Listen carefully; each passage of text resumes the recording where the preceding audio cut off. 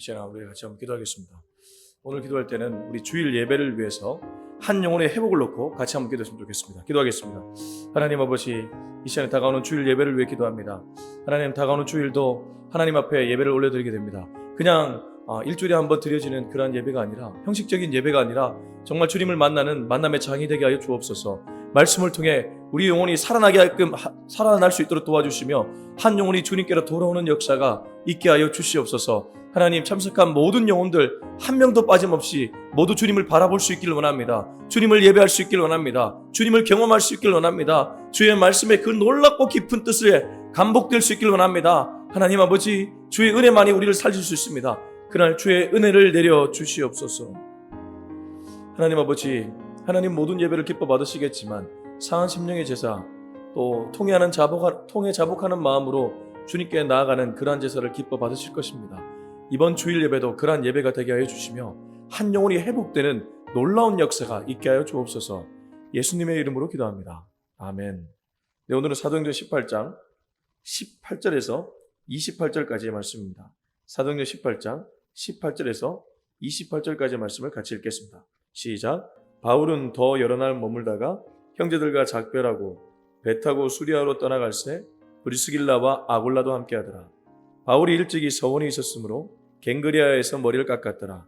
에베소에 와서 그들을 거기 머물게 하고 자기는 회당에 들어가서 유대인들과 변론하니 여러 사람이 더 오래 있기를 청하되 허락하지 아니하고 작별하여 이르되 만일 하나님의 뜻이면 너희에게 돌아오리라 하고 배를 타고 에베소를 떠나 가이사랴에 상륙하여 올라가 교회의 안부를 물은 후에 안디옥으로 내려가서 얼마 있다가 떠나 갈라디아와 부르기아 땅을 차례로 다니며 모든 제자를 굳건하게 하니라. 알렉산드리아에서 난 아볼로라는 유대인이 에베소에 이르니 이 사람은 언변이 좋고 성경에 능통하는 자라. 그가 일찍이 주의 도를 배워 열심으로 예수에 관한 것을 자세히 말하며 가르치나 요한의 세례만 할 따름이라. 그가 해당에서 담대히 말하기 시작하거늘 브리스길라와 아굴라가 듣고 데려다가 하나님의 도를 더 정확하게 풀어 이르더라. 아볼로가 아가야로 건너가고자 하므로 형제들이 그를 격려하며 제자들에게 편지를 써 영접하라 했더니 그가 감에 은혜로 말미암아 믿은 자들에게 많은 유익을 주니 이는 성경으로서 예수는 그리스도라고 증언하여 공중 앞에서 힘있게 유대인의 말을 이김이러라. 아멘. 작은 것을 어떻게 대하는지에 따라 그 사람의 됨됨이가 결정된다고 봐도 과언이 아닙니다.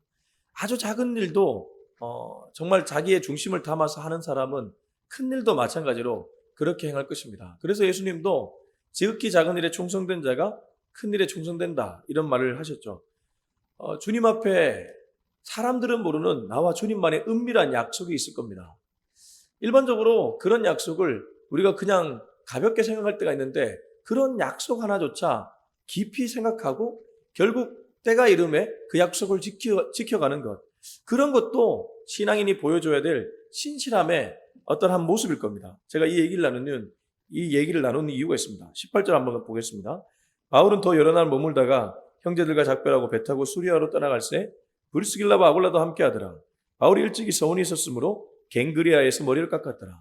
자, 18절 거의 끝부분을 보시면 바울이 일찍이 서원이 있었으므로 갱그리아에서 머리를 깎았더라. 이른바 나시린 서원 같은 건데 일종의 바울이 하나님과 아마 다메섹 도상에서 주님 만난 이후에 약속 같은 걸 했던 것 같아요. 하나님, 나 이제는 하나님께 완전히 바쳐진 인생 살겠습니다. 내가 이전에는 가말리엘 문화에서 율법도 배웠고 또 예수 믿는 사람들 핍박도 했지만 이제 예수님이 누구신지 분명하게 알게 되었으니까 이제부터는 나는 오직 예수님만 바라보며 살겠습니다. 그 징표로 내가 이러이러한 행동을 하겠습니다. 라고 주님께 약속을 했죠. 그 약속이 바울 마음 한켠에 굉장히 크게 남아있었던 것 같습니다.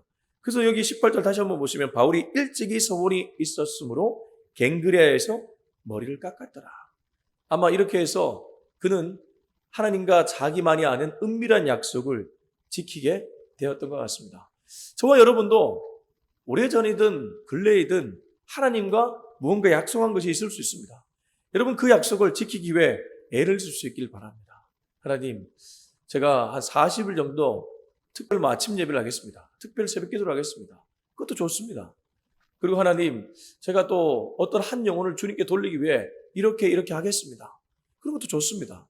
뭐 어떤 이유가 되든 어떤 일이 되든 여러분이 하나님과 한 약속, 그 약속을 지켜가는 것도 신실함이란 거죠. 자, 그리고 여기 바울이 고린도에서 여러 머물다가 수리아로 이제 우리로 치면 시리아입니다. 지금으로 치면 시리아로 떠나가게 되는데 누가 함께 했다고 하죠? 브리스길라와 아굴라도 함께 했다고 합니다. 계속 거듭 강조하지만 하나님 나라 혼자 세워가는 건 아니죠. 하나님의 동력자들과 함께 세워갑니다. 자, 19절에서 21절입니다. 시작. 에베소에 와서 그들을 거기 머물게 하고 자기는 회당에 들어가서 유대인들과 변론하니 여러 사람이 더 오래 길을 청하되 허락하지 아니하고 작별하여 이르되 만일 하나님의 뜻이면 너희에게 돌아오리라고 배를 타고 에베소를 떠나. 자, 에베소에 와서 아마 지역이 수리아에서 에베소로 지나간 것 같습니다. 에베소에 와서 브리스길라와 아굴라는 좀 머물라고 했던 것 같습니다. 에베소 교회에 머물든지 에베소에서 좀 복음을 전하든지 어찌됐든 그렇게 머물라고 한 후에 본인은 또다시 해당으로 들어갔습니다. 그리고 유대인들에게 예수님을 전하기 시작합니다. 근데 여기서 제 눈을 끈 대목이 있습니다. 20절 보시면 여러 사람이 어떻게 했다고 얘기하죠? 오래 있기를 청했습니다. 그런데 바울은 어떻게 했다고 하죠? 허락하지 않고 21절 보면 하나님의 뜻이면 너희에게 돌아오리라. 제가 이걸 보면서 왜 주목했냐 하면 사사로운 감정에 따라서 바울이 하나님 나라 일을 하지 않았다는 것입니다. 정에 이끌려 하나님 나라 일을 하지 않았다는 것입니다. 바울은 사명자입니다. 하나님이 이방인의 사도로 부른 사명자라는 것이죠. 바울만이 아니라 저와 여러분도 사명자입니다. 그렇다고 따뜻함을 보여주지 말라는 뜻이 아닙니다. 사람들을 함부로 대하라는 뜻이 아닙니다. 때로 우리가 사명자의 길을 걷다 보면 하나님의 뜻이 사사로운 감정 때문에 꺾여서는 안 된다는 것을 얘기합니다. 여기 보면 19절에 유대인들과 변론하면서 친분이 생겼겠죠. 유대인들과 친해졌을 겁니다. 그러니까 그 유대인들이 여러 사람이 더 오래 있기를 머물면서 가르쳐 달라고 얘기했던 것이죠. 사실 이 유대인들도 바울의 가르침을 들으면서 자꾸 바울을 봤던 것 같아요. 그러니까 바울에게 좀 더 있어 달라고 얘기하는 것 같습니다. 그러나 바울은 더 중요한 게 무엇인지 정확하게 알았습니다. 하나님의 뜻입니다. 제가 이렇게 해석하는 이유가 있습니다. 뒤에 보면 알렉산드리아에서 유명한 사람 아볼로란 인물이 등장하는데 이 사람이 유익을 끼칩니다. 그러나 고린도 전서 앞부분을 보십시오. 고린도 교회는 몇 가지의 분파로 나눠집니다. 바울파, 게바파, 아볼로파, 그리스도파. 혹시 아실지 모르겠지만 이렇게 분파로 나눠지는 걸 보면 뭘 알 수 있습니까? 이 지역 사람들이 하나님의 말씀을 전한 하나님의 말씀보다 하나님의 말씀을 전한 사람을 봤다는 것을 알 수 있죠. 아무튼 사사로운 감정에 이끌려서 하나님의 뜻을 저버리면 안 된다. 우리가 더 중요하게 생각해야 되는 것은 언제나 하나님의 뜻이다. 하나님의 뜻의 길을 기울일 수 있었으면 좋겠습니다. 자, 22절입니다. 시작. 가이사랴에 상륙하여 올라가 교회의 안부를 물은 후에 안디옥으로 내려가서 2차 선교여행이 마무리되는 장면입니다. 안디옥에서 시작된 1차 선교여행, 안디옥으로 돌아와서 끝났습니다. 다시 안디옥에서 출발한 2차 선교여행, 안디옥으로 돌아오면서 끝납니다. 근데 우리가 얼핏 보면 마무리되지 않는 것처럼 보여지지만 헬라어 원문을 보면 여기에 거의 마무리되는 느낌으로 이렇게 마침표가 찍혀진다고 합니다. 중요한 건 안디옥으로 마무리하기 전에 바울이 뭘 했냐입니다. 가이사랴에 상륙하여 올라가 교회의 안부를 물은 후에 안디옥으로 내려갔다. 그러니까 그는 안디옥으로 돌아가는 여정 중에서도 한 영혼을 놓치지 않습니다. 이건 이런 원리와 같습니다. 예수님께서 십자가에서 좌우편 강도 중에 한 영혼을 건지면서 십자가의 죽음을 맞이하시죠. 똑같습니다. 사명자는 이렇다는 것입니다. 사명자는 일이 급한 것이 아니라 영혼이 중요한 것이죠. 어떻게 하면 한 영혼을 살려낼까? 이 고민을 하다 보니까 바울은 안디옥으로 내려가면서도 빠르게 내려가서 선교 보고를 해야 되는데 그거보다 가이사랴 교회의 영혼들의 영적 상태를 신방하고 그리고 내려갔다는 것이죠. 23절입니다. 시작. 얼마 있다가 떠나 갈라디아와 부르기아 땅을 차례로 다니며 모든 제자를 굳건하게 하니라. 23절은 다시 선교여행이 시작되었음을 알려주는 구절입니다. 3차 선교여행이 시작되고 있습니다. 바울이 3차 선교여행을 하면서 바울이 집중했던 것은 무엇입니까? 이 땅을 차례로 다니며 모든 제자를 굳건하게 하니라. 바울의 선교 여행의 공통 분모 중에 하나가 영혼을 세워나가는 것입니다. 사람을 세워나가는 것입니다. 목회가 무엇입니까? 선교가 무엇입니까? 하나님 나라 일이 무엇입니까? 사람을 세워가면 그게 하나님 나라 일이고 그게 선교고 그게 목회인 줄로 믿습니다. 여러분, 우리 주변에 하나님이 붙여주신 사람들이 있습니다. 가족도 사람이고 직장에 만나는 여러 사람들도 사람이죠. 자, 그런 사람들을 우리가 세워나가는 그 일, 그게 하나님 나라 일을 하는 것입니다. 나를 통해서 그 사람의 얼굴이 살아나는 것을 보면 얼마나 기쁩니까? 제가 목회를 하면서 특별히 이 아침 예배 그리고 주일 예배 말씀을 전할 때 어떤 문제를 갖고 왔지만 말씀을 듣고 그 영혼의 얼굴이 다시 살아나는 것을 볼 때 목회의 큰 보람과 기쁨을 느끼게 됩니다. 저만 그런 것이 아니라 우리 모든 성도님들도 그랬으면 좋겠습니다. 자, 24절에서 25절입니다. 시작. 알렉산드리아에서 난 아볼로라는 유대인이 에베소에 이르니 이 사람은 언변이 좋고 성경에 능통한 자라. 그가 일찍이 주의 도를 배워 열심으로 예수에 가는 것을 자세히 말하며 가르치나 요한의 세례만 할 따름이라. 제가 앞서 언급했던 아볼로가 등장합니다. 근데 아볼로가 알렉산드리아 출신인데 근데 이 사람에 대한 수식을 보면 24절 끝절을 보시면 언변이 좋고 성경에 능통한 자라. 지금으로 비유하면 굉장히 말씀을 잘 전하는 탁월한 설교자입니다. 그러니까 우리가 왜 설교자가 다 같은 설교자가 아니잖아요. 어떤 목사님의 설교를 들으면 귀가 번쩍 뜨이는데 어떤 목사님의 설교는 무슨 얘기를 하는지 이렇게 고개를 갸우뚱하게 되고 설교 내내 딴 생각하게 될 때가 있잖아요. 근데 이 알렉산드리아 출생의 아볼로는 탁월한 인물이었습니다. 언변이 좋고 성경에 능통했다는 것은 그가 어디 가서 말씀만 전하면 사람들이 우르르 몰려들고 그가 말하는 것을 귀를 쫑긋 세우고 듣게 되었다는 것이죠. 근데 이 사람의 치명적인 단점이 있었습니다. 25절. 그가 일찍이 주의 도를 배워 열심으로 예수에 가는 것을 자세히 말하며 가르치나. 여기까지 좋습니다. 예수님을 자세히 말하며 가르치나 요한의 세례만 알 따름이라. 요한의 세례만 안다는 것은 다르게 말하면 육적인 인물이었다는 겁니다. 성령의 사람이 아니었다는 거예요. 요한의 세례, 물론 요한의 세례도 중요합니다. 회개하라, 죄용서함을 받아라, 제사함을 받으라, 보라, 어린 양을 보라. 이러한 메시지를 듣고 그 메시지를 따라가는 것까지는 좋습니다. 근데 이 알렉산드리아 출생의 아볼로는 성령 세례를 받지 못했습니다. 성령의 사람이 아니었다는 것이죠. 성령의 사람이 아니면 어떤 일이 일어납니까? 이 머리로 어떤 일을 하게 됩니다. 그러니까 설교도 그런데요. 이 본문을 잘 해석해서 배경을 잘 설명하는 것까지 좋습니다. 그러나 이 하나님의 말씀은 인간이 기록하긴 했지만 배후의 성령의 감동으로 기록되었기 때문에 제가 일전에도 이런 말씀 드렸습니다. 골방에서 기도하며 주의 음성을 듣는 시간이 꼭 필요합니다.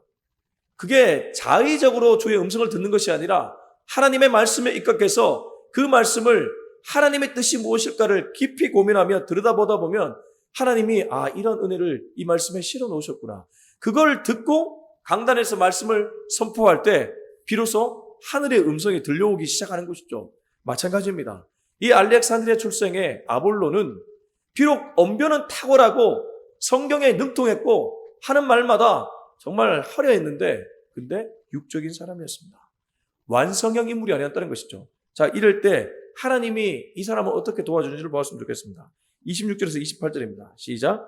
그가 해당에서 담대히 말하기 시작하거늘 브리스길라와 아굴라가 듣고 데려다가 하나님의 도를 더 정확하게 풀어 이르더라. 아볼로가 아가야로 건너가고자 하므로 형제들이 그를 격려하며 제자들에게 편지를 써 영접하라 하였더니 그가 가매 은혜로 말미암아 믿은 자들에게 많은 유익을 주니 이는 성경으로서 예수는 그리스도라고 증언하여 공중 앞에서 힘있게 유대인의 말을 이김이러라. 여기 26절에 28절을 보니까 바울의 동역자들이었죠. 브리스길라와 아굴라가 이 얘기를 듣고 이 사람을 데려옵니다. 26절 그가 해당에서 담대히 말하기 시작하거늘 여기 그는 아볼로를 가리킵니다. 브리스길라와 아굴라가 듣고 데려다가 하나님의 도를 더 정확하게 풀어 이르더라. 하나님의 도를 더 정확하게 하면 성령의 사람이 될 수 있도록 성령에 대한 얘기를 해줬을 가능성이 매우 높습니다. 이러면서 아볼로가 점점 완성형 사역자가 되어갔다는 것이죠. 목회자들도 그렇지 않습니까? 우리 성도님들 보시기에 완성형 목회자가 있지만 아직까지는 다듬어져야 될 목회자가 있죠. 저도 마찬가지입니다. 제 아는 지인 목사님은 저보고 언변도 좋고 참 출중한데 좀 더 영적인 그런 면을 더 갈고 닦았으면 좋겠다. 이런 얘기를 종종 저한테 할 때가 있습니다. 마치 아볼로에게 브리스길라와 아굴라가 충고했던 것처럼 그런 충고를 할 때가 있다는 것이죠. 설교의 정답은 없습니다. 설교의 정답은 오직 하나님이죠. 근데 이 설교자를 통해 전달되는 그 하나님의 은혜가 워낙 크기 때문에 여러분이 설교자를 위해 기도해 주는 것은 정말 중요합니다. 저 목사님을 통해 정말 많은 사람들이 살아나게 하여 주시옵소서.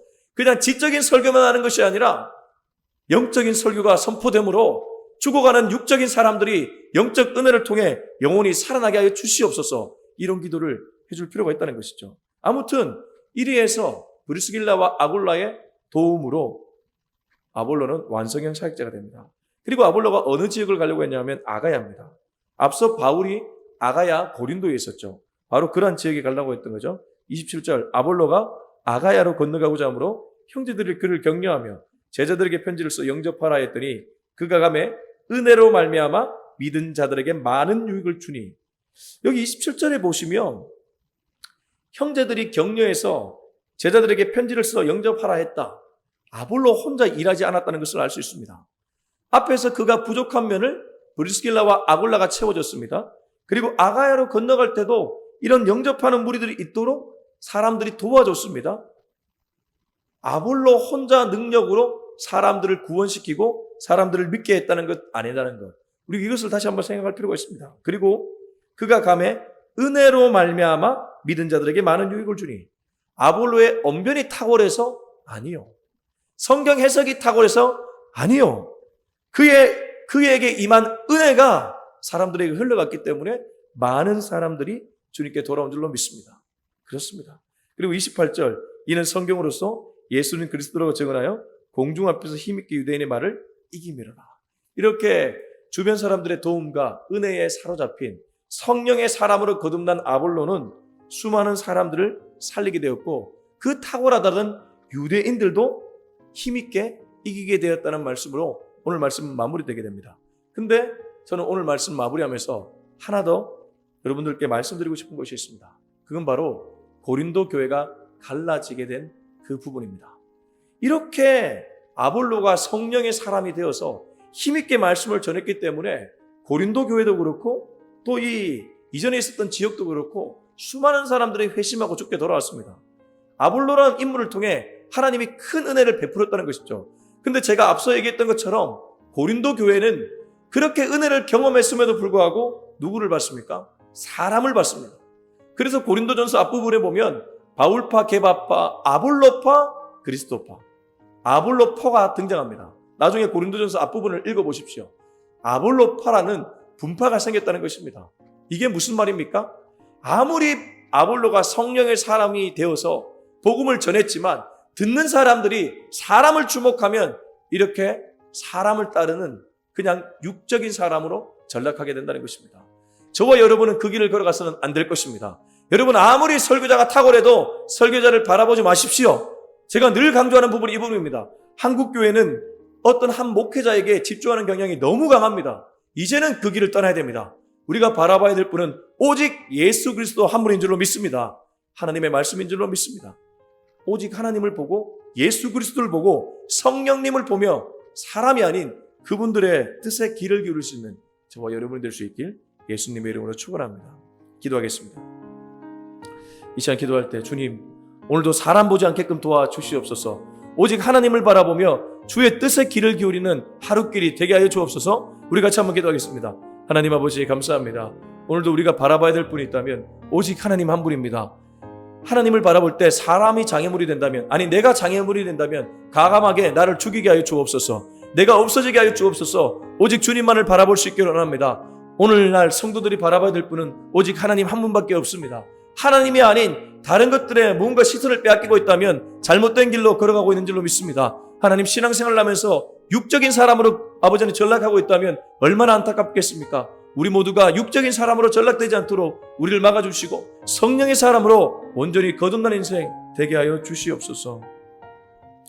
이제는 우리 주 예수 그리스도의 은혜와 하나님의 사랑과 성령의 그 놀라우신 은혜가 육적인 사람이 아니라 성령의 사람, 사람을 바라보는 사람이 아니라 하나님을 바라보는 사람으로 오늘날로 살아내기로도 하지만은 우리 모두의 머리 위에 지금부터 영원토록 함께하기를 간절히 축원하옵나이다. 아멘.